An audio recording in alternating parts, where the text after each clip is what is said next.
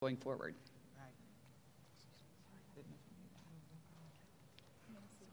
Yes, please, come forward. Introduce yourself. Thank you. Hello, everyone. My name is Nancy Hogshead-Makar. I'm an Olympic champion in swimming. You can see that one of us is not quite like the others here. I run an organization called Champion Women. We provide legal advocacy for girls and women in sports. And this issue of sexual abuse in club and Olympic sports has been going on for about 20 years. And there are people here in this audience who have been working very hard, including back here, over 20 years to try to make it better within sports, and frankly, we're unsuccessful. So I'd like to call out Jen Say, who wrote a book called Chalked Up. I'd like to call out Jennifer Spiegel and her and Jessica Armstrong, and together with some very elite gymnasts, wrote a letter in 2012 that went to the United States Gymnastics, and they were ignored. They wrote just comments that the kind of things that are in this legislation, the best gymnasts in the country were unable to do.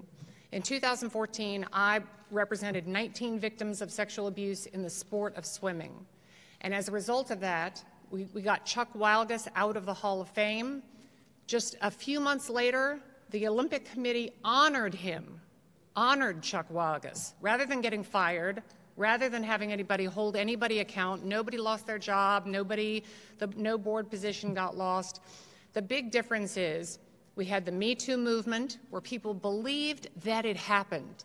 And then we had these women here, the 156 women who showed the depth of the emotional harm that happens as a result of sexual abuse, that I don't think until this moment, until they spoke, that they made it real for people what this means. So not only do people know that sexual harassment and abuse is ubiquitous in women's lives, is a part of women's lives, but also just how damaging it was. They were so vulnerable and yet so powerful. I was so impressed with them, and because of them, this bill would pass the Senate in November, and now here we have, and it's and right after they spoke, bam, it passes the House. So all credit goes to them. It wouldn't have happened without so many people. But I really want to thank Senator Feinstein for really listening to the people who came forward initially, and to be able to make this issue happen. I've been involved in a little statute called Title IX for all of my professional career. Passed 45 years ago. The passage of this statute is just the beginning. We're at the starting line right now. So everybody, it's going to take a village to change a culture of sport that values emotional harm, that thinks that that's motivation. That's going to take a sea change of different thinking of who can be on a board who came from a sport that grew up thinking that being physically and emotionally abusive was normal. And that's what sets somebody up for sexual abuse. It's not just gymnastics, it's not just swimming, it's in, trust me, every single sport.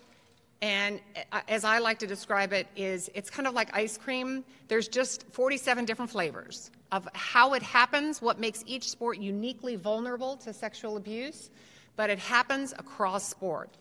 So I'm thrilled that we now have statutory protections for these 8 million children. And again, I want to thank all the people who've been involved for years and years, and the people who are involved in this effort, and particularly these athletes who made the change. Thank you very much.